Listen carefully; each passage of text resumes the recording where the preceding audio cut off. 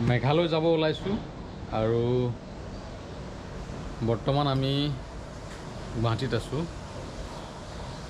আৰু ইয়াৰ পৰা মেঘালয় যাম। মেঘালয় ক'ত ক'ত যাম ভিডিঅ'টো চালে গম পাব।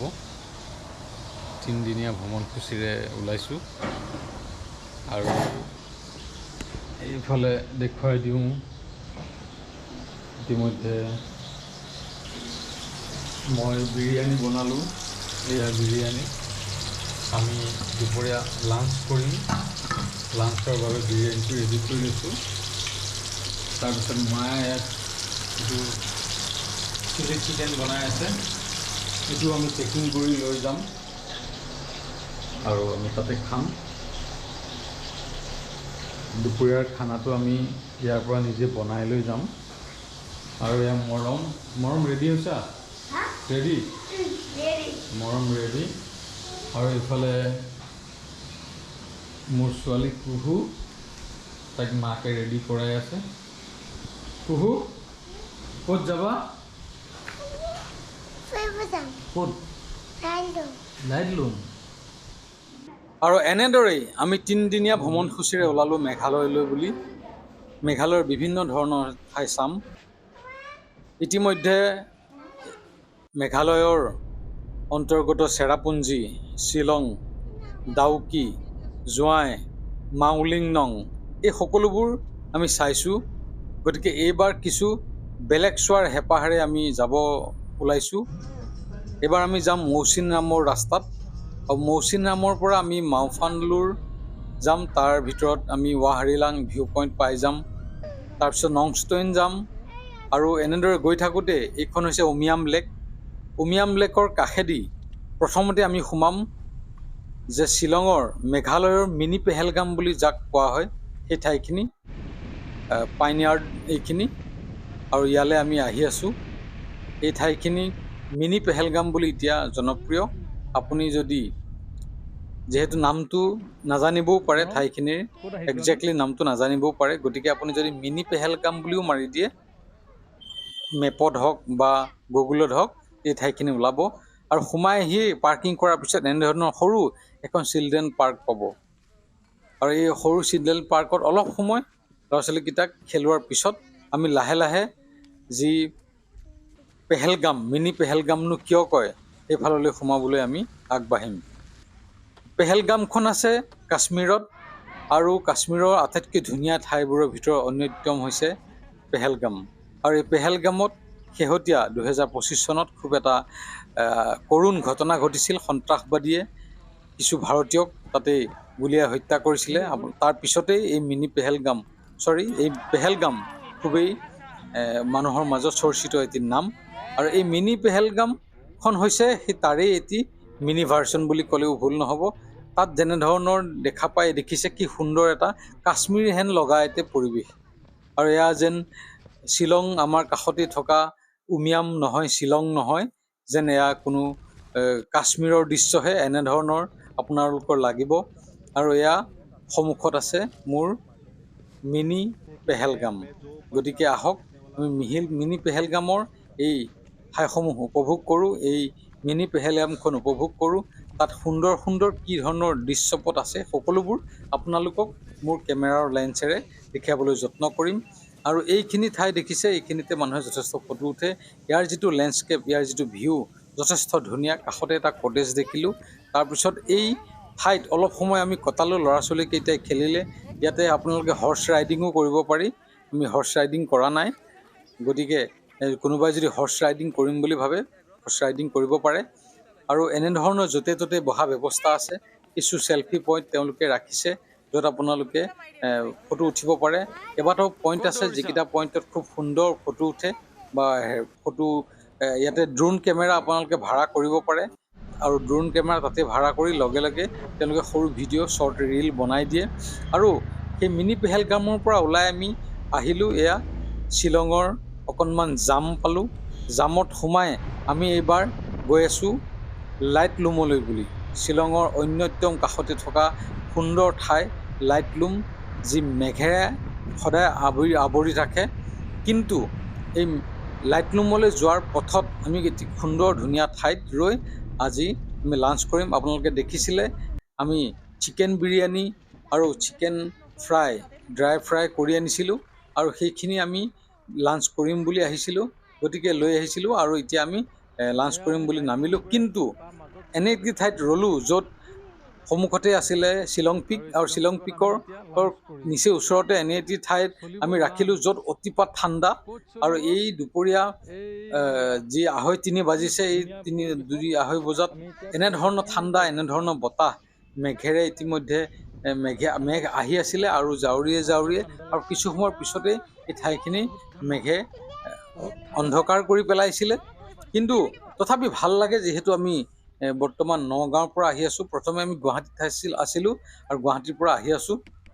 গতিকে আমাৰ এই গুৱাহাটীৰ পৰা এই যি 2-2.5 ঘণ্টা ৰাস্তাৰ ব্যৱধানত এনে বহুত বেছি এটা বেলেগ পৰিৱেশ পোৱা যায়, যিটো সঁচাকৈ আচৰিত আৰু খুবেই ভাল লগা এটা পৰিৱেশ।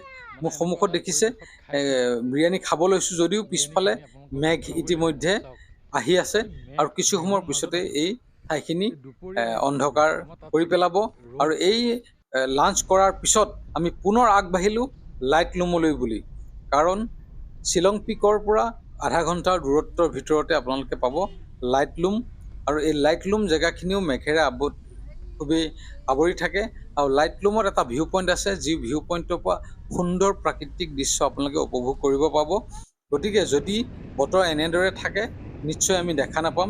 তাতে ফৰকাল হ'লেহে এই দৃশ্যবোৰ দেখা পোৱা যায়, আৰু যদি বতৰ গোমা অথবা মেঘে আৱৰি থাকে অথবা বৰষুণ হৈ থাকে, তেতিয়াহ'লে এনেধৰণৰ দৃশ্য দেখা পোৱা নাযায়। অৱশ্যে মেঘ থাকিলেও বেলেগ এটা সুন্দৰতা আছে, মেঘ বা কুঁৱলী পৰি থাকিলেও তাৰো এটা সুন্দৰ পৰিৱেশ পোৱা যায়। আৰু আমি যিমানেই লাইটলুমলৈ আগবাঢ়ি গৈছিলোঁ, সিমানেই মেঘে আৱৰি বেছিকৈ আৱৰি ৰাখিছিলে আৰু লাহে লাহে আমি ইণ্ডিকেটৰ মাৰি গৈ আছিলোঁ। দেখিছে সন্মুখৰ পৰা অহা গাড়ীবিলাকেও ইণ্ডিকেটৰ মাৰি আহিছে, যিহেতু মেঘে আৱৰি থকা এটা ৰাস্তা।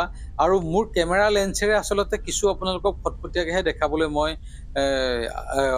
আচলতে সক্ষম হৈছোঁ, কাৰণ কেমেৰাত মোৰ অটো কৰি ৰখা হৈছে। গতিকে মেঘখিনিৰ পৰাও যেনেদৰে সুন্দৰ ফটো তুলিব পৰা ব্যৱস্থা কৰি ৰখাৰ বাবে আপোনালোকক আচলতে অকণমান ফটফটীয়া দেখিছে। কিন্তু খালী চকুৰে ইয়াতকৈ কিন্তু অন্ধকাৰ বেছি, খালী চকুৰে আপোনালোকে ইয়াতকৈও আচলতে ফটফটীয়া নেদেখিব, ইয়াতকৈ কিছু অস্পষ্টহে আপোনালোকে দেখা পাব। এয়া মেঘৰ মাজেৰে আমি আগবাঢ়িছোঁ লাইটলুমলৈ বুলি। আৰু কিছু দূৰ এনেদৰে যোৱাৰ পিছত এনে এটা পৰিস্থিতি হৈছিলে যে মোৰ সন্মুখত থকা 50 মিটাৰ পৰ্যন্ত একো নেদেখা এটা পৰিৱেশ আমি পাইছিলোঁ। তাতেই আমি এই শ্বিলঙৰ এই মেঘালয়ৰ ইমান ওখত থকা এটা পথত খুব সাৱধানে গাড়ী চলাই, ইতিমধ্যে বৰষুণো চিপচিপকৈ পৰি আছিলে আৰু নিজে ড্ৰাইভ কৰি আহিছোঁ, পৰিয়ালটোৰ লগত লৈ আহিছোঁ। গতিকে খুব সাৱধানে গাড়ী চলাই আমি গৈ আছোঁ লাইটলুমলৈ বুলি। আৰু এনেদৰে আমি কিছু দূৰ যোৱাৰ পিছত পালোঁ লাইটলুম, গাড়ী পাৰ্ক কৰিলোঁ। তাতে কিনকিনীয়া বৰষুণ ইতিমধ্যে আৰম্ভ হৈছিলে আৰু সেইবাবে আমি এটা ছাতি কিনিবৰ বাবে আহিলোঁ। যিহেতু আমি ছাতি নিছিলোঁ, যদি এটা ছাতিহে নিছিলোঁ, কিন্তু আমাক কেইবাটাও প্ৰয়োজন হ'ল। ল'ৰা ছোৱালীকেইটাক ইতিমধ্যে আমি ৰেইনকোট পিন্ধাই দিছোঁ, তেওঁলোকৰ বাবে ৰেইনকোট লৈ আহিছিলোঁ। আৰু সন্মুখত থকা এখন দোকানত প্ৰায় 3 গুণ টকা দি ছাতি কিনিলোঁ, কাৰণ আপুনি নগাঁৱত বা গুৱাহাটীত যিটো ছাতি আপুনি 100 টকা বা 120 টকাত পাব, তাতে আপুনি 300 টকা দি কিনিব লাগিব। যিহেতু তাতে দেখিছে বহুত ৰিম'ট এলেকা, গতিকে তাতে বস্তুৰ দাম যথেষ্ট বেছি। আৰু এনেদৰে সোমাই আহোঁতে খুব সুন্দৰ কেইটামান কটেজ আকৃতিৰ দোকান পাইছিলোঁ, য'ত আপোনালোকে গৰম চাহ, ম'ম' আৰু বিভিন্ন ধৰণৰ ফ্ৰাই কিবাকিবি খাবলৈ পাব। আৰু যিহেতু আমি ইমান ঠাণ্ডাত আহিছোঁ, খাব মন গৈছিল, কিন্তু আমি ভাবিছোঁ প্ৰথমতে লাইটলুমৰ যদি কিবা দেখা পাওঁ, ভিউ পইণ্ট দেখা পাওঁ, তেতিয়াহ'লে সেইবোৰ চাই লওঁ, তাৰপিছত আহি আমি খাম। গতিকে আমি বৰ্তমান এয়া লাইটলুমৰ যি ভিউ পইণ্ট, সেই ভিউ পইণ্টলৈ বুলি আগবাঢ়িছোঁ। ইয়াতে মোৰ সন্মুখৰ সোঁহাতে যি এটা কাউণ্টাৰ দেখিছে, সেই কাউণ্টাৰটোত আমি এটা টিকেট কাটিব লাগিব। গতিকে যি এণ্ট্ৰি ফিজ আছিলে প্ৰত্যেকৰে বাবে, সৰু ল'ৰা ছোৱালীৰ বাবে খুব কম 10 টকা, আৰু ডাঙৰ মানুহৰ বাবে হয়তো 20 টকা অথবা 30 টকা আছিলে, মই পাহৰিলোঁ। আৰু তাৰ বাবে আমি সকলোৰে বাবে 30 টকাকৈ আছিলে, 30 টকাকৈ আমি যি টিকেট কাটিলোঁ। কটাৰ পিছত আমি এই ভিতৰলৈ সোমাই আহিছোঁ। এইবোৰ ফটফটীয়াকৈ থাকিলে ধুনীয়া ভিউ পইণ্ট, ধুনীয়া ভিউ দেখা পোৱা যায়। কিন্তু ইয়াত বৰ্তমান কুঁৱলীয়ে আৱৰি ৰাখিছে, মেঘে আৱৰি ৰাখিছে। কেইখনমান জোলনা দেখিলোঁ, ল'ৰা ছোৱালীয়ে খেলিব পৰা শ্লাইডিং দেখিলোঁ, জাম্পিং কৰিব পৰা সুবিধা দেখিলোঁ। কিন্তু ইতিমধ্যে বৰষুণত বা মেঘত কুঁৱলীয়ে গোটেই তিতি বুৰাই ৰখাৰ বাবে এইবোৰ আচলতে এক্টিভিটিছ কৰা এতিয়া পচিবল নহয়। তথাপি ল'ৰা ছোৱালীকেইটাই এই ঠাণ্ডাৰ মাজতে ৰেইনকোট পিন্ধি হ'লেও অকণমান তেওঁলোকে খেলিলে। যিহেতু ল'ৰা ছোৱালী খেলাৰ মন এটা থাকেই, গতিকে এই ঠাণ্ডাৰ মাজতো আমি উপভোগ কৰিব আহিছোঁ লাইট লুম। আপোনালোকে আমাৰ লগতে চাওক, এয়া হ'ল লাইট লুম। আপোনালোকে যিসকলে অহা নাই তেওঁলোকে নেটত চাৰ্চ কৰিলে নিশ্চয় পাব লাইট লুম কি, ক'ত, কিয় বিখ্যাত, আৰু লাইট লুম শ্বিলঙৰ পৰা কিমান দূৰ বা গুৱাহাটীৰ পৰা কিমান দূৰ আপোনালোকে নিশ্চয় চালে গম পাব। কিন্তু শ্বিলঙৰ গাতে লাগি থকা এটুকুৰা ঠাই লাইট লুম, প্ৰায় আধা ঘণ্টা 45 মিনিট, এঘণ্টাই ধৰক, এঘণ্টাৰ ভিতৰত আপোনালোকে এই লাইট লুম চাবগৈ পাৰিব যদি আপোনালোকে শ্বিলঙত থাকে। আৰু এইদৰে আমি যি ঠাণ্ডা, এই ঠাণ্ডাখিনি উপভোগ কৰি এই ইমান গৰমৰ পৰা গৈ ইমান সুন্দৰ পৰিৱেশ এটা যিহেতু, গতিকে আমি ঠাণ্ডা হ'লেও বা বৰষুণ পৰিলেও আমি কিন্তু এৰি দিয়া নাছিলোঁ, তাক যথেষ্ট উপভোগ কৰিছিলোঁ। আৰু এই কুঁৱলীৰ মাজত, এই সুন্দৰ পৰিৱেশৰ মাজত আমি যদিও ভিউ পইণ্টটো দেখা নাপালোঁ, মোৰ সন্মুখত যি ঠাই আছে এই ঠাইত খুব সুন্দৰ ভিউ এটা আছিলে। আৰু এই ভিউটো আপোনালোকে নেটত চালে নিশ্চয় দেখিব। আৰু এটা সৰু ৰেলিং আছিলে য'ত ধৰি আপোনালোকে পাহাৰৰ কাষে কাষে খোজকাঢ়িব পাৰে। কিন্তু সেই সকলোবোৰ আমি আচলতে নেদেখিলোঁ কুঁৱলীৰ বাবে। তথাপি এই সময়খিনি আমি উপভোগ কৰিলোঁ, এই সময়খিনি ইয়াতে অতিবাহিত কৰিলোঁ। প্ৰায় 1.5 ঘণ্টা সময় আমি লাইট লুমত এনেদৰে অতিবাহিত কৰিলোঁ। এতিয়া আমি লাহে লাহে ওলাই যাম। ইয়াৰ পিছত আমি শ্বিলঙত এখন হোটেল বুক কৰি ৰাখিছোঁ, লিলি গেষ্ট হাউচ। আপোনালোকে চালে গম পাব, খুব সুন্দৰ ব্যৱস্থাৰে এখন হোটেল, আৰু সেই লিলি গেষ্ট হাউচলৈ আমি যাম। গতিকে তাৰ পৰা ওলাই আহি আমি সন্মুখতে থকা এখন সৰু দোকানত ম'ম' অৰ্ডাৰ দিলোঁ। আহক আমি ম'ম' খোৱাৰ দৃশ্যটো আপোনালোকক দেখাওঁ, তাৰপিছত ক'লৈ যাম ভিডিঅ'টো চালে গম পাব।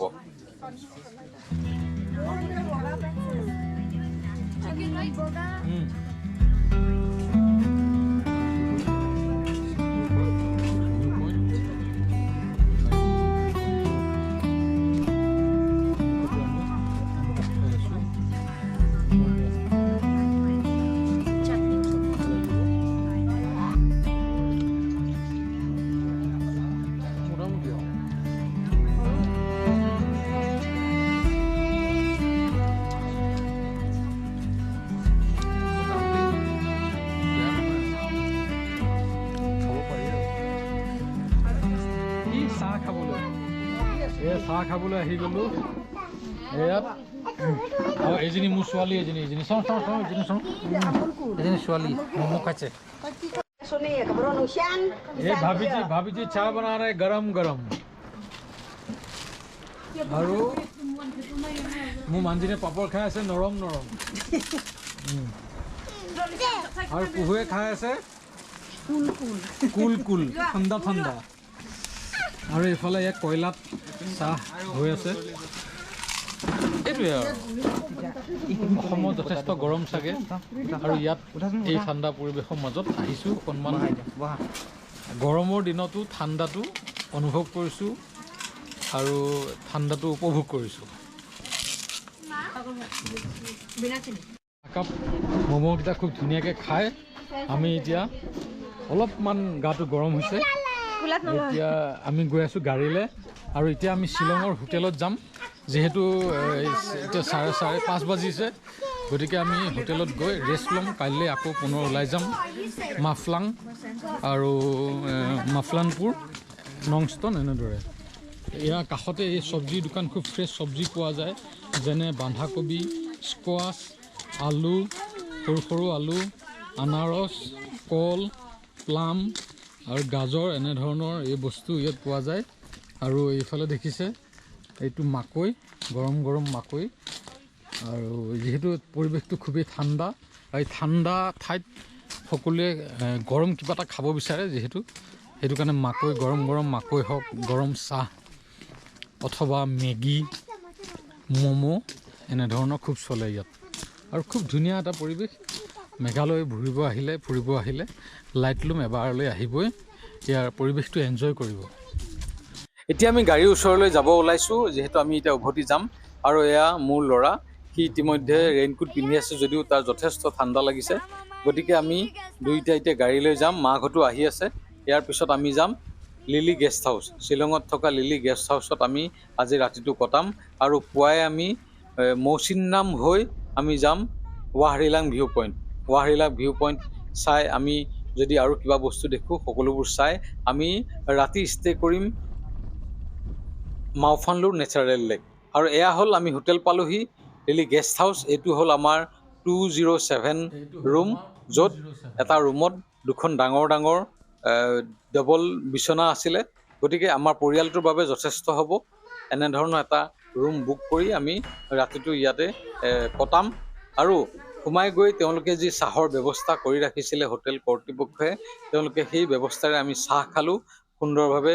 এই সন্ধিয়াৰ চাহকাপ খালোঁ আৰু এই চাহ আৰু কফি সকলোৱে মিলাই যোনে যি খাই খালোঁ। তাৰপিছত আমি ৰাতিটো কটালোঁ, ডিনাৰ কৰি কটালোঁ, শুলোঁ। আৰু এয়া হ'ল ৰাতিপুৱাৰ দৃশ্য। আৰু ল'ৰা ছোৱালীকেইটা শুইয়ে আছে, মোৰ মানুহজনী উঠিল আৰু ময়ো বৰ্তমান এইমাত্ৰ উঠিলোঁ। আৰু মোৰ হোটেলৰ পৰা সন্মুখৰ যি সৰু বেলকনি আছিলে, এই বেলকনিৰ পৰা শ্বিলঙৰ দৃশ্য এনেধৰণৰ। বৰ্তমান আমি আছোঁ শ্বিলঙত। আৰু এই শ্বিলঙৰ পৰা আমি এই ৰাতিপুৱা হৈছে, ৰাতিপুৱা আমি ব্ৰেকফাষ্ট গা পা ধুই ফ্ৰেছ হৈ ব্ৰেকফাষ্ট কৰি আমি ওলাই যাম মৌচিনৰামলৈ বুলি। মৌচিনৰাম হৈ ৱাহৰিলাং ভিউ পইণ্ট যাম।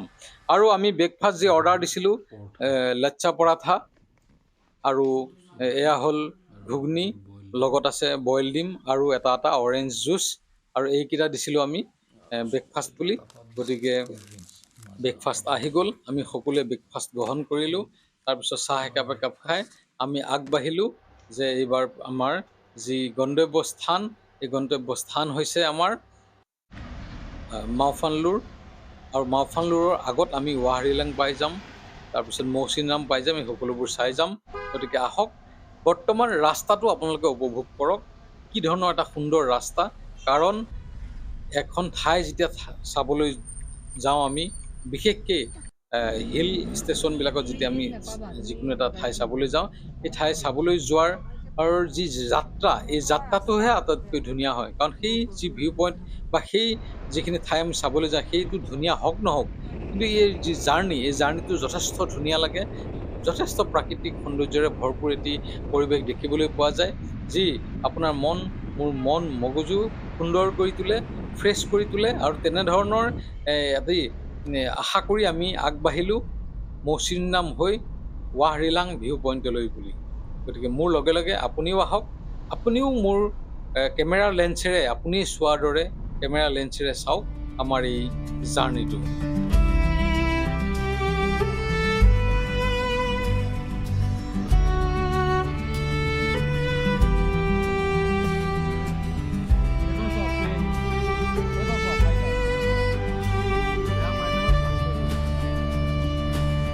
আৰু কিছু দূৰ যোৱাৰ পিছতেই এনে এটি পৰিৱেশ পালোঁ যে আমি গাড়ী নৰখাই নোৱাৰিলোঁ। সকলোৱে ক'লে যে গাড়ীখন ৰখাই দিয়া, এই পৰিৱেশটো অকণমান হ'লেও আমি চাওঁ, উপভোগ কৰোঁ। আৰু এই এনেধৰণৰ এটি পৰিৱেশ দেখি আচলতে আমি গাড়ীখন ৰখাই দিলোঁ। মৌচিনৰাম পোৱাৰ আগে আগে এনেধৰণৰ এটা সুন্দৰ পৰিৱেশ, এটি সৰু জুৰি আৰু পাইন গছ শাৰী শাৰী, লগত ধুনীয়া ধুনীয়া ৰং বিৰঙৰ সৰু সৰু ঘৰ আছিলে। আৰু আকাশত আছিলে মেঘ, দূৰত আছিলে পাহাৰ। এনেধৰণৰ দৃশ্য দেখি আমি নৰৈ নোৱাৰিলোঁ। গতিকে ৰ'লোঁ। বহুত ধুনীয়া, মানে নেচাৰেল বিউটি পুৰা। গোটেই পাহাৰ আৰু পাইন গছবিলাক আছে, শ্বিপ আছে। গোটেই জাৰ্ণিটোৱে বহুত ধুনীয়া।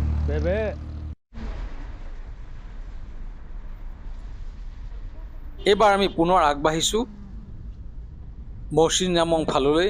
আৰু ইতিমধ্যে আমি মৌচিনৰাম সোমাইছোঁ। মৌচিনৰামৰ পৰা আমি যি ৱাহৰিলাং ভিউ পইণ্টলৈ যাম, তালৈ আৰু প্ৰায় 2.5 ঘণ্টা আমি যাত্ৰা কৰিব লাগিব। আৰু সেইখিনি সময়তে আমি নাচপতি বাগান দেখিলোঁ। আৰু এনেকৈ ৰখাই নাচপতি লমালমে লাগি থকা নাচপতি এজোপা দেখিলোঁ। তাতে নাচপতি গৰাকীজনক পালোঁ, তেখেতক সুধিলোঁ যে এটা নাচপতি আমি ছিঙি খাব পাৰিমনে। তেখেতে খুব হাঁহি মুখে আমাক য়েছ ক'লে, আমাক ক'লে যে নিশ্চয় পাৰিব, এটা নহয় আপোনালোকে 2টা খাওক। আৰু তেওঁৰ লগত কথা পাতি তাৰপিছতে আমি এটা নাচপতি ছিঙিলোঁ।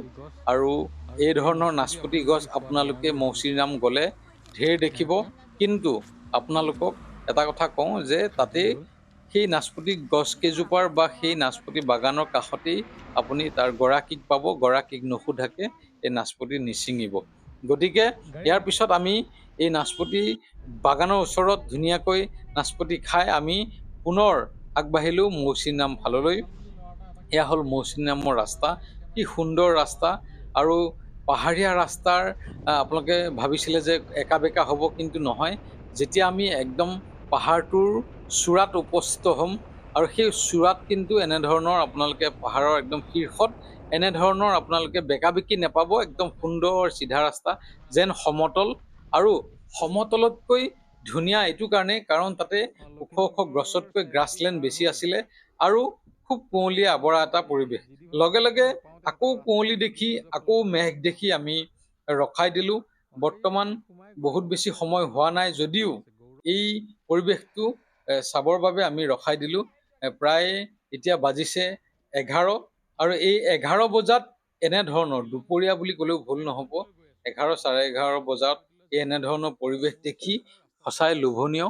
গতিকে আমি ৰখাই দিলোঁ এই পৰিৱেশটো দেখি। আহক মোৰ লগতে আপুনিও উপভোগ কৰক এনে এটা পৰিৱেশ।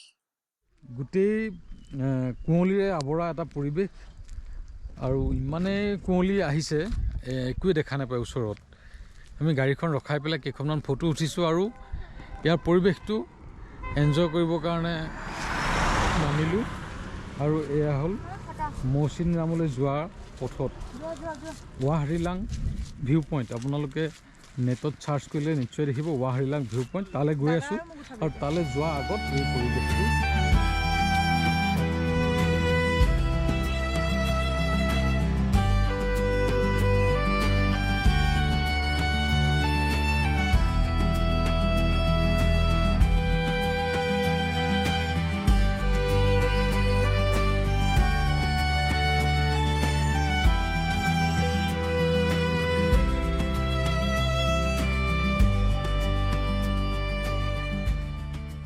আৰু মৌচিনৰামৰ পাহাৰৰ একদম চূড়াত যেতিয়া আমি যাত্ৰা কৰি আছিলোঁ, য'ত একা বেকা পথ নাছিল, খুবেই সমতলৰ নিচিনা পথ আছিলে, আৰু সেই চূড়াত যেতিয়া এখন আমি খ্ৰীষ্টান মিছনেৰী দেখিছিলোঁ আৰু লগতে এখন স্কুল দেখিছিলোঁ। আৰু এই স্কুলখনৰ খুব আচৰিত হৈছিলোঁ, কাৰণ প্ৰায় 5-6 কিলোমিটাৰ আমি কোনো জনবসতি নথকা এটা ৰাস্তা দি আহি আছিলোঁ। আগতো গাড়ী নাছিলে, পিছতো গাড়ী নাছিল। তাৰপিছত হঠাৎ গৈ যেতিয়া আমি এনে এটি স্কুল দেখিছিলোঁ, ভাল লাগিছিল, মানুহ দেখিছিলোঁ।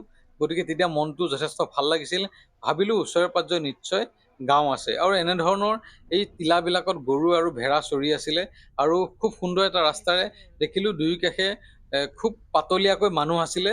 তেতিয়া গম পালোঁ যে এয়া জনবসতিপূৰ্ণ ঠাই, যাৰ বাবে ওচৰতে চাৰ্চ আছিলে আৰু এখন স্কুল আছিলে, ইংলিছ মিডিয়াম স্কুল দেখিছিলোঁ।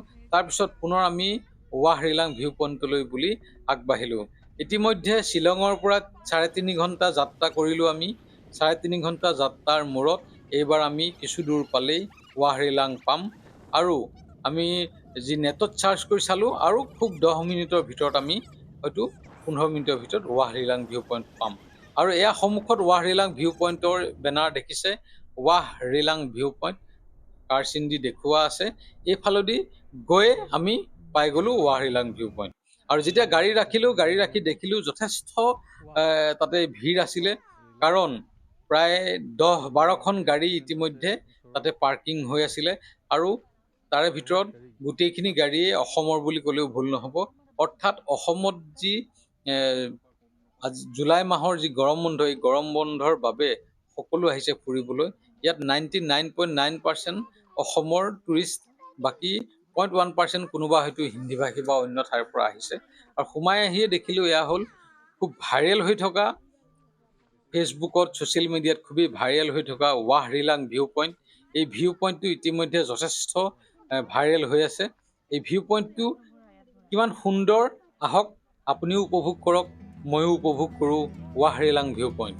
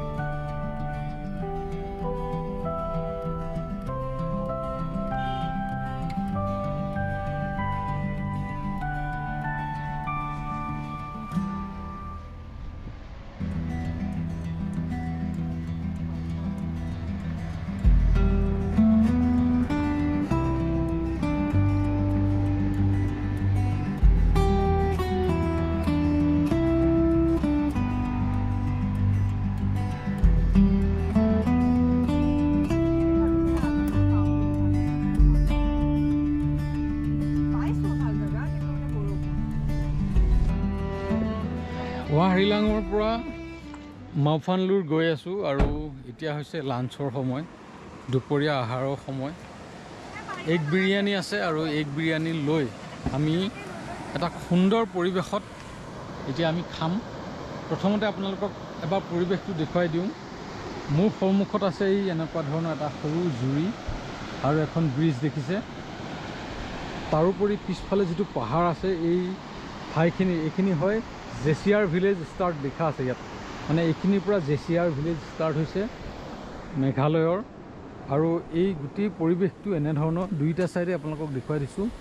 সেই ওপৰত আছে ৱাহৰিলাং ভিউ পইণ্ট। ৱাহৰিলাং ভিউ পইণ্টৰ পৰা এই ব্ৰিজখন দেখা পায়। এই ব্ৰিজখন, এই যিখন ব্ৰিজ দেখিছে আপোনালোকে, ৱাহৰিলাং যি ভিউ পইণ্ট আছে, ৱাহৰিলাং ভিউ পইণ্টৰ পৰা এই ব্ৰিজখন দেখা পায়।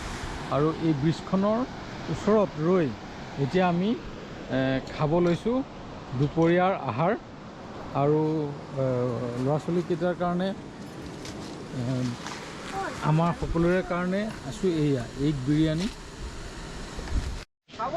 এয়া হ'ল এগ বিৰিয়ানী, একদম সুন্দৰ সুন্দৰ কণী দি বনাই থৈছোঁ এগ বিৰিয়ানী। আৰু এগ বিৰিয়ানী খাব ওলাইছোঁ এনে এটা পৰিৱেশৰ মাজত। গতিকে আহক, আমাৰ ভিডিঅ'টো চাই থাকক আৰু আমি এনে এটা পৰিৱেশৰ বহি আজি আমাৰ দুপৰীয়া আহাৰটো উপভোগ কৰোঁ।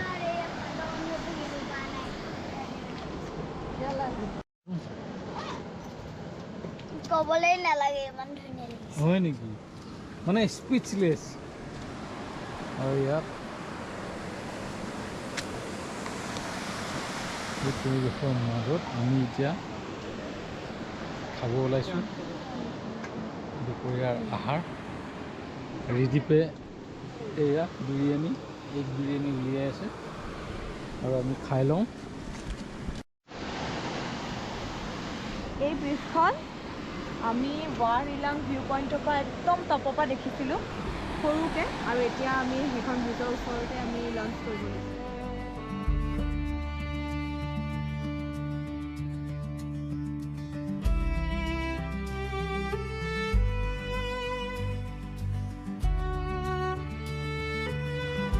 খাবলৈ লৈছোঁ।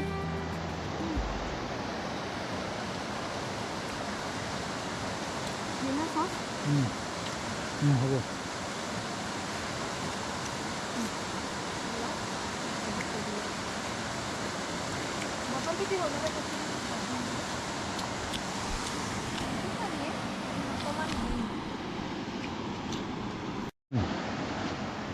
বিৰিয়ানী পাৰ্টি চলি আছে। আমি ৰিদীপৰ আজি বাৰ্থডে, তো বাৰ্থডে বয় আমাক ধুনীয়াকৈ বিৰিয়ানী পাৰ্টি দিছে। আমি আছোঁ মৌচিনৰামত আৰু বিৰিয়ানী এইখন জেচিয়াৰ ভিলেজ, ইয়াতে আমি বিৰিয়ানী পাৰ্টি কৰি আছোঁ। এইফালে মা খাই আছে আৰু পুহু শুই আছে, এইফালে মৰমে খাই আছে আৰু এইখিনিতে খাই আছোঁ মই ধুনীয়াকৈ এগ বিৰিয়ানী। আৰু লাঞ্চ কৰাৰ পিছত পুনৰ আমি আগবাঢ়িলোঁ মাওফানলুৰলৈ বুলি। আৰু 2 ঘণ্টা বা 2.5 ঘণ্টা আমি যাত্ৰা কৰিব লাগিব। আৰু যদিও 2 ঘণ্টা দেখাইছে, কিন্তু ৰাস্তা অনুপাতে হয়তো 3 ঘণ্টাও লাগিব পাৰে। আৰু এনেদৰে যাওঁতে এই ধৰণৰ সৰু সৰু যি পানীৰ জুৱলি বুলি ক'লেও ভুল নহয়, জুৰি বুলি ক'লেও ভুল নহয়, এনেধৰণৰ জুৰি আপোনালোকে দেখিয়ে যাব।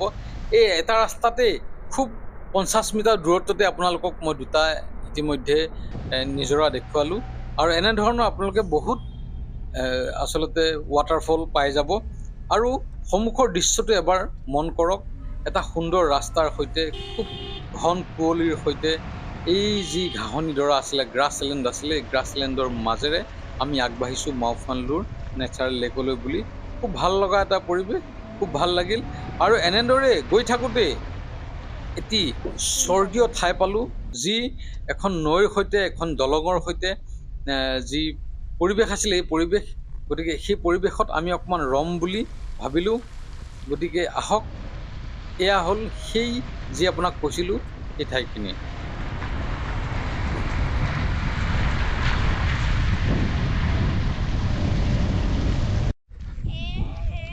জাৰ্ণি কৰি আহি আছিলোঁ, তাৰপিছত অকণমান ফ্ৰেছ হ'বৰ কাৰণে এটা জেগা দেখি পেলাই ৰৈ দিলোঁ। এয়া চাওক, এটা ধুনীয়া লেক, আৰু এই লেকটোৰ সন্মুখত দেখিছে এখন গ্ৰাছলেণ্ড, ধুনীয়া পাহাৰকেইটাত ডাঙৰ ডাঙৰ গছ নাই, ঘাঁহেৰে একদম আৱৰি আছে। কাষত এখন ব্ৰিজ, এখন ব্ৰিজ, আৰু ব্ৰিজৰ কাষত এখন সৰু নদী হৈ আছে পানী। আৰু এয়া হ'ল মেঘালয়ৰ এটি দৃশ্য, মানে মেঘালয় আমি মাওফ্লাঙৰ পৰা ৱাহৰিলাং ভিউ পইণ্টৰ পৰা আমি গৈ আছোঁ মাওফানলুৰ। তাৰ মাজৰ এই দৃশ্য, মানে অলপ ৰাস্তা বেয়া আছিল, প্ৰায় 5-10 কিলোমিটাৰমান খুবেই বেয়া ৰাস্তা আছিলে। তাৰপিছত আহি এই ঠাইখিনি পাইছোঁহি। মানে আৰু এনেধৰণৰ দৃশ্য দেখি নিশ্চয় মই নহয় আপুনিও হ'লেও ৰ'ব, কাৰণ ইমান সুন্দৰ দৃশ্য এটি কোনেও মিছ কৰিব নিবিচাৰিব। খুব কাষৰে নৈখন বৈ আহিছিলে, আৰু সন্মুখত এটা পাহাৰ, আৰু এইখন এখন আছিলে লোহাৰে নিৰ্মিত এখন দলং। তাৰ কাষতে কেইবাটাও টিলা আছিলে, আৰু এই টিলাকেইটা আচলতে গ্ৰীণ গ্ৰাছেৰে ভৰ্তি, ঘাঁহনি ডৰা ভৰ্তি হৈ আছিলে। এই সুন্দৰ পৰিৱেশত অকণমান সময় ৰ'লোঁ।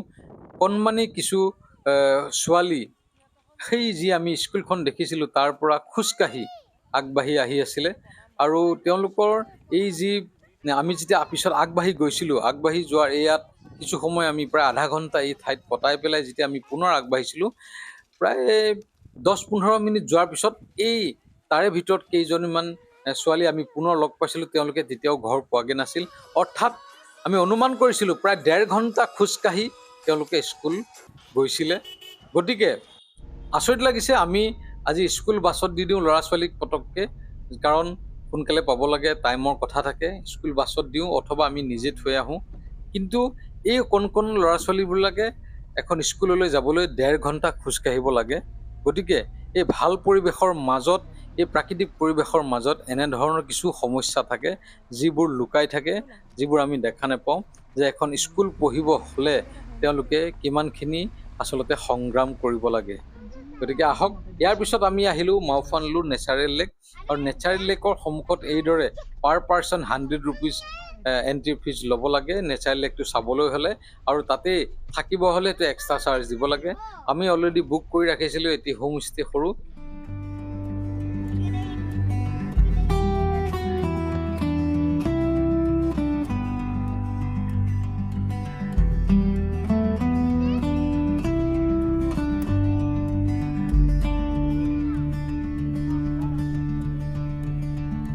হোমষ্টেটোলৈ পোৱাৰ আগত দেখিলোঁ এই 3:30 বাজিছিলে। 3:30 বজাত বৰ্তমান এই মাওফানলুৰৰ এই অৱস্থা। ৰাতিপুৱা 4-5 বজাত যি ঠাণ্ডা দিনত আমাৰ যেনেধৰণৰ কুঁৱলী, যেনেধৰণৰ আচলতে পৰিৱেশ, সেই তেনেধৰণৰ পৰিৱেশ আবেলি 3-4 বজাত দেখিছিলোঁ। আপুনি জাউৰিয়ে দেখিছে কিমান মেঘ আহি আছে। এয়া হ'ল মেঘ, এয়া কুঁৱলী বুলি আপোনালোকে ভুল নকৰিব, এয়া হ'ল মেঘ। আৰু খুব এটা মেঘৰ খুব ডাঙৰ এটা আচলতে পাৰ হৈ গৈছিলে।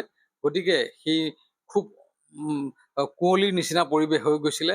আৰু সন্ধ্যা ঠিক এনেধৰণৰ প্ৰায় 6-6:30 বজাত এনেধৰণৰ খুব হেভি আচলতে মেঘ আহি গৈছিলে, আৰু কুঁৱলীৰে একো দেখা নোপোৱা এটা পৰিৱেশ। এনেধৰণৰ পৰিৱেশ আমি ঠাণ্ডা দিনত আমাৰ যি ডিচেম্বৰ হওক, জানুৱাৰী মাহত আমি অসমত দেখিবলৈ পাওঁ। কিন্তু এই ডিচেম্বৰ জানুৱাৰী মাহৰ যি ঠাণ্ডাৰ পৰিৱেশ, এই পৰিৱেশটো বৰ্তমান মাওফানলুৰত জুলাই মাহৰ প্ৰচণ্ড গৰমৰ মাহত এই পৰিৱেশ মাওফানলুৰত। গতিকে তেওঁলোকক আপোনালোকে অনুমান কৰক, যদি জুলাই মাহত এই অৱস্থা, ডিচেম্বৰত তেওঁলোকে কেনেধৰণৰ অৱস্থা হ'ব পাৰে। এয়া হ'ল আমি যি হোমষ্টে লৈছিলোঁ, হোমষ্টেৰ পৰিৱেশ। দুখন যেনেধৰণৰ আপোনালোকে দেখিছে, দুখন বেড আছিলে, আৰু এই দুখন বেড লগতে এটা লেট্ৰিন বাথৰুম আছিলে। লেট্ৰিন বাথৰুমটো বাৰু যথেষ্ট চাফা আছিলে। ৰুমটো এভাৰেজ আচলতে 10 নম্বৰৰ ভিতৰত আপুনি ৰুমটো দিব লাগিব 6 বা 7। গতিকে বাথৰুমটোত বাৰু ঠিকে আছিলে। আৰু যি অ'নাৰসকল থকা ঠাইটোলৈ আমি গৈছিলোঁ মই, আৰু দেখিলোঁ এনে এটা পৰিৱেশ। তেওঁলোকে কাঠৰ এটি ঘৰ নিৰ্মাণ কৰি তেওঁলোকে এনেধৰণৰ এটা হিটাৰ ব্যৱস্থা কৰি ৰাখিছিলে, কাৰণ তেওঁলোকৰ সেই এনি টাইম ঠাণ্ডা পৰি থাকে। গতিকে কয়লা দি এনেধৰণৰ এটা পুৰণা ষ্ট'ভ হিটাৰ নিচিনাকৈ তেওঁলোকে ব্যৱহাৰ কৰিছিলে। আমি যি তেওঁলোকক খানা অৰ্ডাৰ দিছিলোঁ, সেই খানা অৰ্ডাৰ তেওঁলোকে ইতিমধ্যে বনাবলৈ আৰম্ভ কৰিছে। আৰু মই যোৱাৰ লগে লগে তেওঁলোকে কিছু লাজ কৰে আলহীৰ আগত। গতিকে কিছু লাজ পাই তেওঁলোকৰ যি অ'নাৰ আছিলে ভিতৰলৈ সোমাই গ'ল। আৰু এয়া হ'ল তেওঁলোকৰে এইকেইটা ল'ৰা ছোৱালীকেইটা ওলাই আহি, তেওঁলোকে স্মাৰ্ট ল'ৰা ছোৱালী গতিকে ওলাই আহি মোৰ লগত কথা পাতিছিলে। তেওঁলোকে হিন্দী বুজি নাপায়, গতিকে খুব ভঙা ময়ো আচলতে মই ইংলিছ ভালদৰে ক'ব নাজানো যদিও খুব ভঙা ইংলিছ ক'লোঁ, আৰু তেওঁলোকেও ভঙা ইংলিছত আমাৰ কমিউনিকেশ্যনটো যেনে ৰক্ষা কৰিলোঁ। আৰু এইদৰে আমি ৰাতি থাকি তেওঁলোকে ক'লে যে ৰাতিপুৱা আপোনালোকে চাফা পাব পাৰে, যদি চাফা খুব ধুনীয়া চাফা হৈ যায় তেতিয়াহ'লে আপোনালোকে লেকটো উপভোগ কৰিব পাৰিব, ব'টিং কৰিব পাৰিব।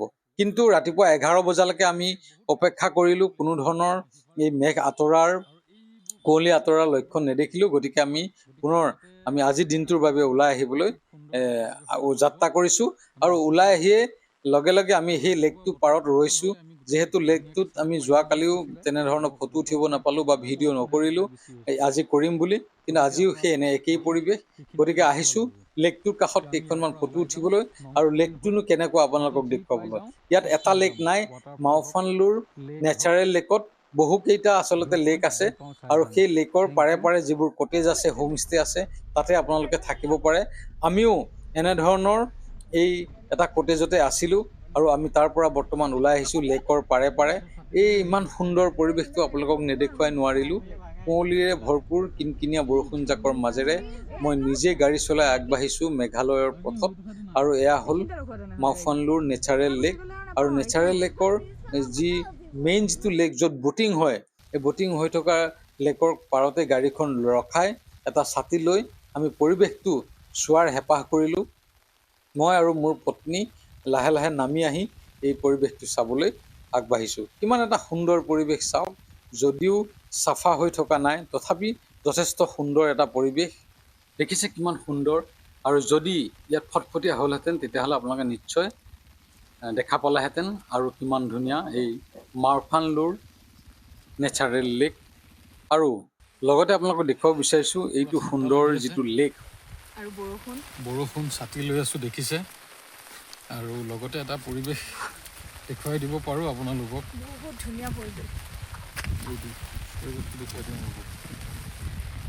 এইটো চাওক, এইটো আমি আছিলোঁ এই যিখন গাড়ী, এই যে গাড়ীখন আহি আছে, এই গাড়ীখন আহি থকা ফালে যিটো ৰাস্তা সোমাই গৈছে, সেই ৰাস্তাটোদি গৈ আমি আছিলোঁ। আৰু বৰ্তমান আমি এতিয়া ওলাই যাম কিছু সময়ৰ পিছতে।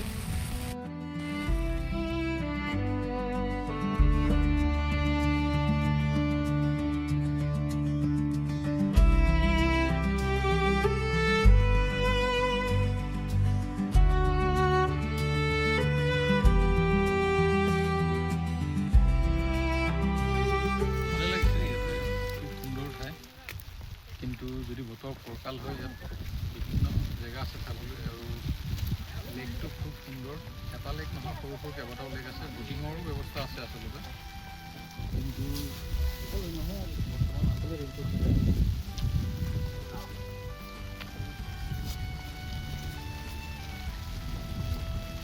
মই গৈ আছোঁ বৰ্তমান এই সন্মুখত, মোৰ সন্মুখত দেখিছে আপোনালোকে বোটবোৰ দেখিছে, সৰু এইবোৰ স্পীড বোট।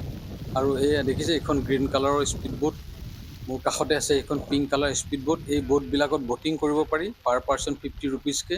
দুজনীয়া আছিলে আৰু 4জনীয়াও আছে। আৰু তাতে স্পীড বোট আছিলে যিবিলাকত এই লেকটোত উঠি পেলাই আপোনালোকে এই লেকটোত বিভিন্ন ধৰণৰ ঠাই আপোনালোকে বোটেদি চাব পাৰে। লেকটো ইটোৰ পৰা সিটো লেকৰ লগত লিংক আছিলে। তাৰপিছত আমি লাহে ইয়াৰ পৰা ওলাই গ'লোঁ, যিহেতু বতৰ ফৰকাল নহ'ল। তাৰপিছত লাহে লাহে আমি সেই তেনেটি পৰিৱেশৰ মাজতেই, তেনেটি বতৰৰ মাজত আমি আগবাঢ়িলোঁ আমাৰ নেক্সট গন্তব্যস্থান নংষ্টনলৈ বুলি। নংষ্টন ফাললৈ গৈ থাকিলোঁ, আৰু নংষ্টন ফাললৈ যাওঁতে আমি মাজত যি মাৰ্খাম ভেলী আছে, য'ত জুকু ভেলী বুলিও কয়, মাৰ্খাম ভেলী, এই মাৰ্খাম ভেলী আমি পাম। মাৰ্খাম ভেলীত এই সুন্দৰ পৰিৱেশটো আমি উপভোগ কৰিম বুলি গৈ আছোঁ। গতিকে এই মোৰ লগতে আপোনালোকেও চাই যাওক আমাৰ এই সুন্দৰ যাত্ৰাটো।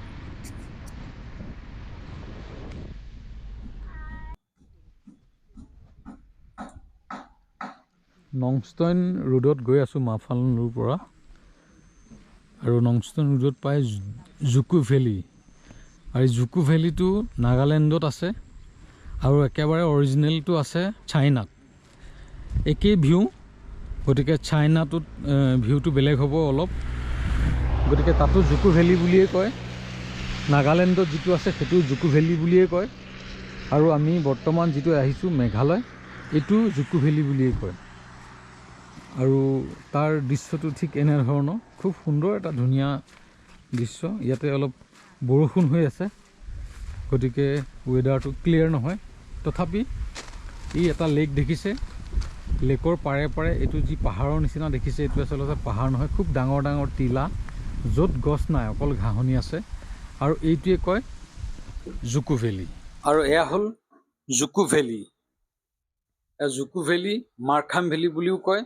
গতিকে মাৰ্খাম ভেলী, জুকো ভেলী ভিউ পইণ্ট দুটা খুব ওচৰা ওচৰি, ইটো ই পইণ্টৰ পৰা সিটো পইণ্টত দেখাই পাই থাকি প্ৰায় 100 মিটাৰ 150 মিটাৰৰ ভিতৰতে দুইটা ভিউ পইণ্ট আছে, আৰু দুইটা ভিউ পইণ্টৰে দেখিবলৈ ঠিক এনেধৰণে আপোনালোকে পাব, খুব সুন্দৰ।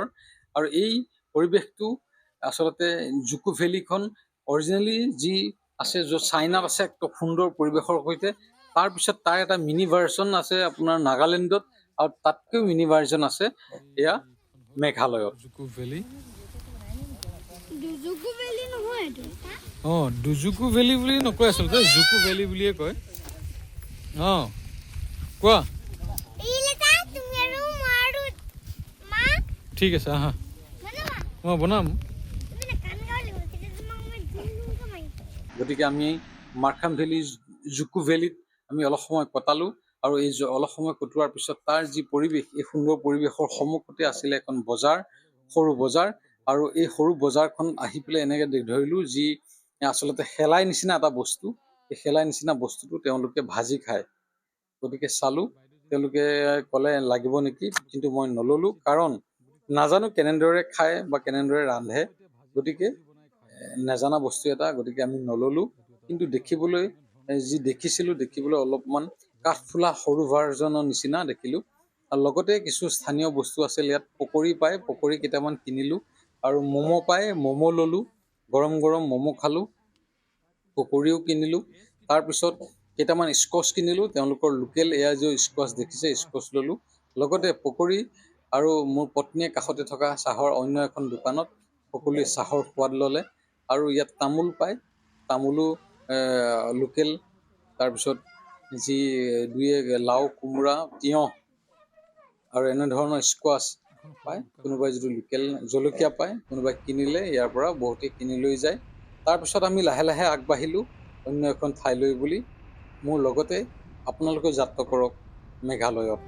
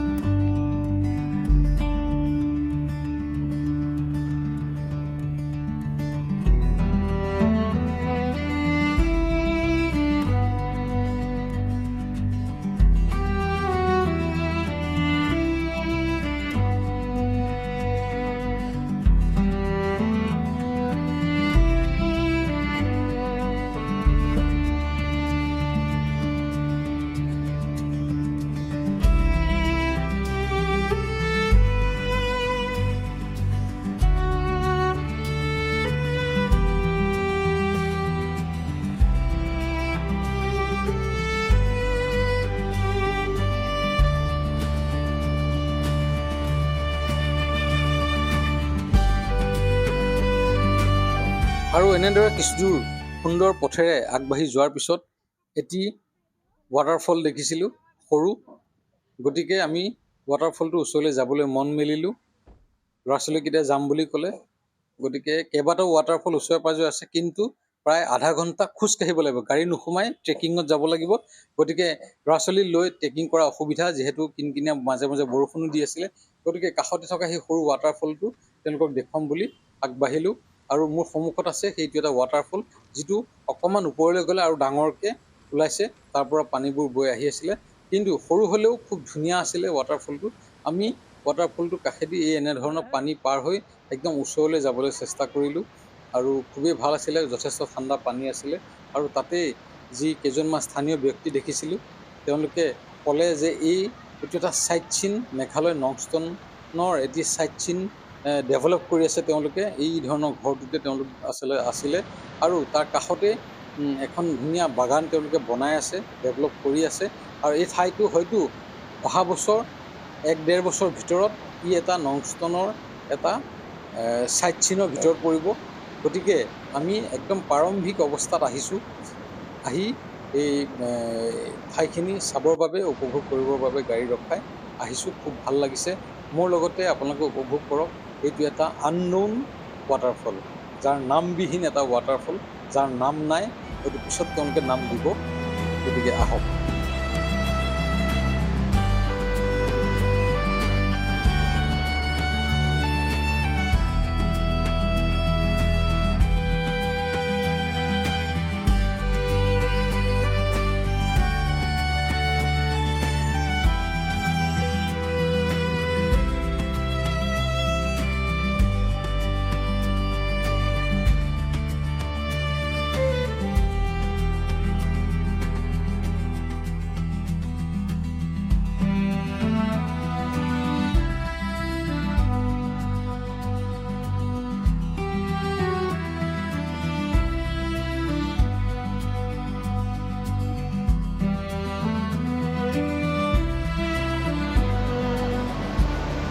এনেকৈ যায় ন ট্ৰেকিং?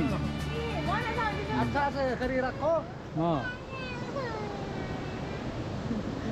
आपका नाम क्या है? जॉन। जॉन? हाँ। अच्छा, आपका आपका नाम? अल्बर्ट। अल्बर्ट? हाँ। अच्छा अच्छा अच्छा। वो माइकल। माइकल कौन? आप?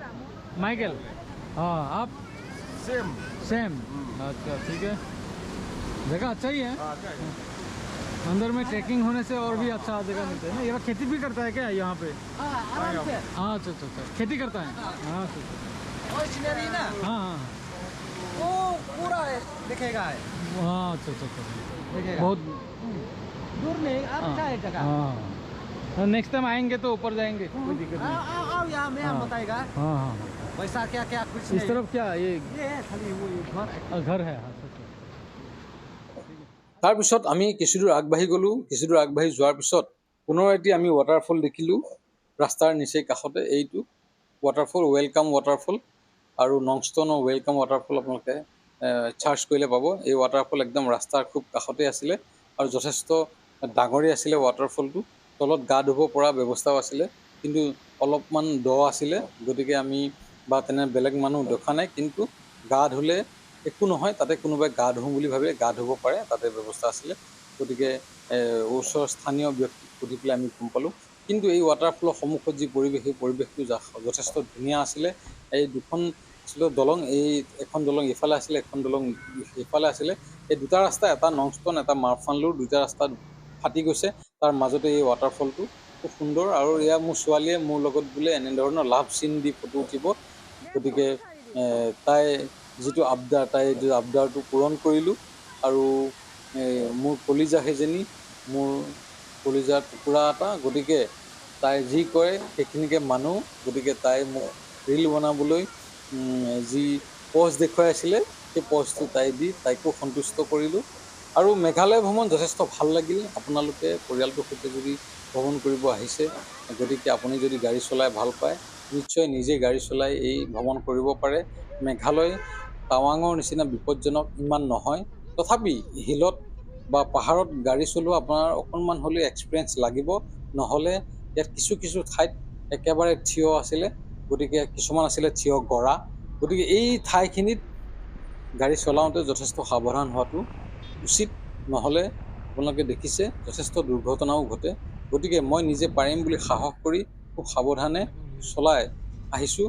আৰু আজি আমাৰ এই জাৰ্ণিটো শেষ কৰিলোঁ। আপোনালোকে নিশ্চয় এই জাৰ্ণিটো চাই ভাল পালে। যদি কিবা থাকে মোক ফোন কৰিব, মেছেজ কৰিব। ধন্যবাদ।